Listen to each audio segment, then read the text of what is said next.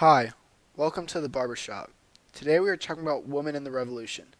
Women in the Revolution played an important part for propaganda to performing their husbands' duties.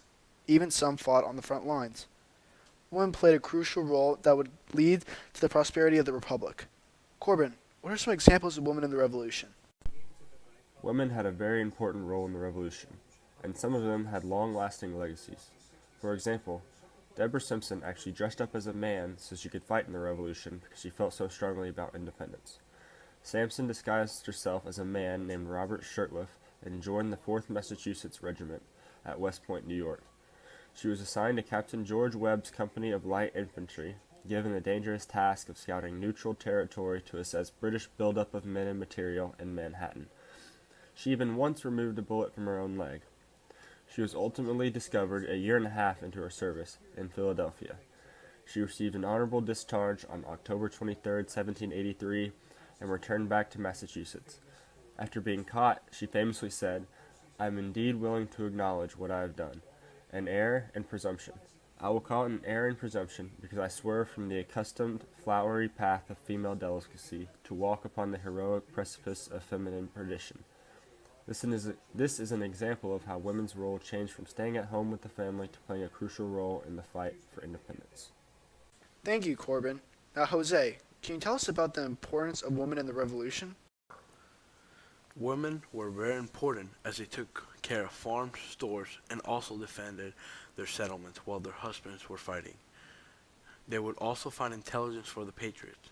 Additionally, women were made in the Continental Army. They would cook, and others were nurses, and sometimes they would even be in the battlefield. Women contributed to the domestic issues by organizing themselves in order to collect funds to help maintain the soldiers of the Continental Army. People think men did all the work, but this wasn't the case. No man was a cook for the army.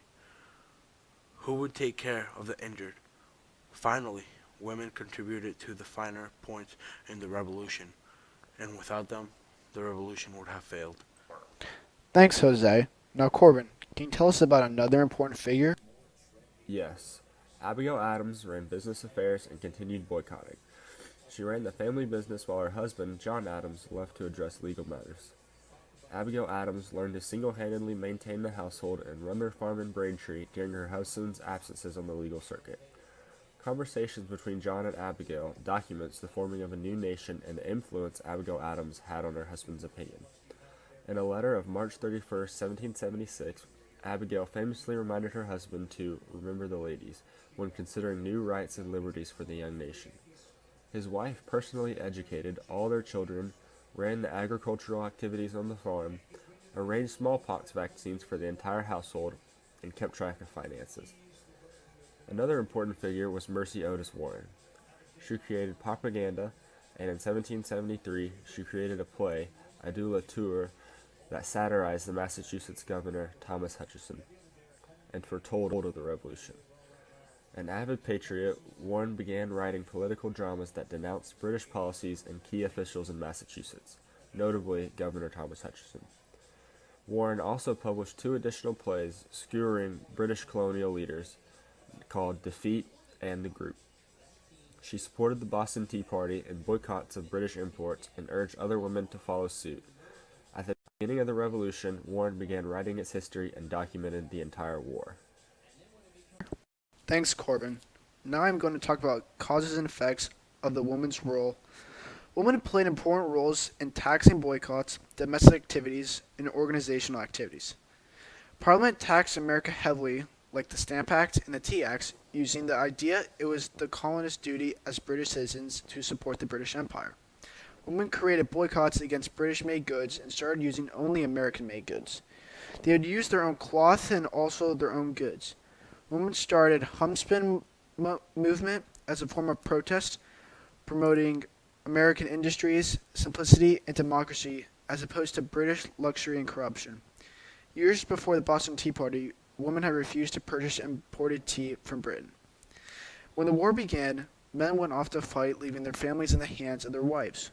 Women took on the role of the breadwinner of the family, running the day-to-day operations of the family, like cooking, cleaning, caring for the children.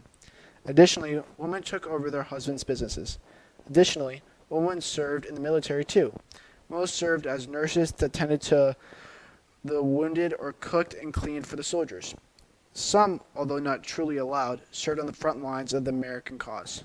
Like Corbin said, Deborah Simpson served during the war just as a man.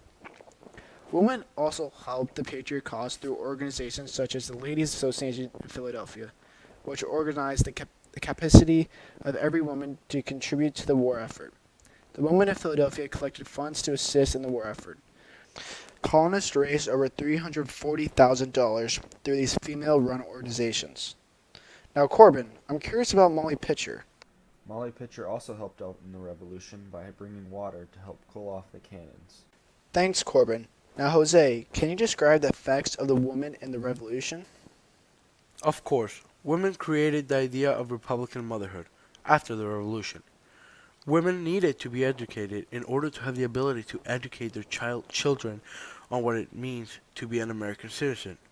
This idea was based on the Enlightenment. That's that all citizens needed to be educated in order for it to be successful. Additionally, women gained more rights, which proved to themselves that when they worked together, they could strive towards equality. This was the first step in gaining equality for the American women. Women were the backbone of the Revolution. They provided the behind-the-scenes actions that supported the main goals of the Revolution. Performing so-called a man's job, women ignored this stereotype and performed these tasks to perfection. Although women's equal rights would not come from years to come, these brave women laid a foundation for women's equality.